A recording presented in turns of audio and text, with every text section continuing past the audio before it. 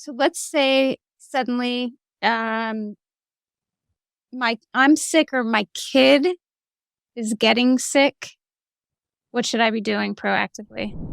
So I'll tell you, it's funny. My daughter was saying it's like the freshman plague. So one of the things is not my product. Paleo Valley has this great apple cider vinegar supplement that I love. I Okay. love because what it does is it alkalizes you, and it's really hard to be sick when you're alkalized. And if your kid is in college, not like at home, I would say rub our immune support oil on the bottom of the feet.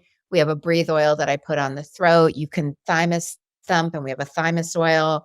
I love Epsom salt baths. They're also alkalizing. My kid is in a small dorm room across the country. I'm like, take the apple cider vinegar and put the immune support on the bottom of your feet.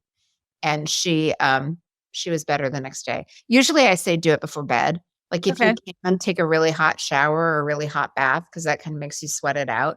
And then put the oil on the bottom of your feet, put socks on, like crawl under the covers, let yourself sweat. Take an Epsom salt bath or apple cider vinegar, the pills. I think it's hard. I don't like the way it tastes. So I was never really like taking shots of it, but Okay. the pills don't taste bad. So I think they're easy. Can you talk a little bit about, let's say somebody's listening to this right now and they're like, well, why am I putting oils on my feet? I thought you said to smell them. So why would people do that? So the feet are actually okay. So some of these oils are perceived as hot oils. And what that means is that they actually feel hot, like oregano, thyme, cinnamon, clove, nutmeg. If you were to put them, say, as a drop on your arm, it might turn red, it might feel warm. If that happens, you're not going to dilute it with water because oil and water don't mix. You're going to go into your kitchen and take whatever you've got. It could be olive oil, it could be coconut oil, and just kind of dilute it that way.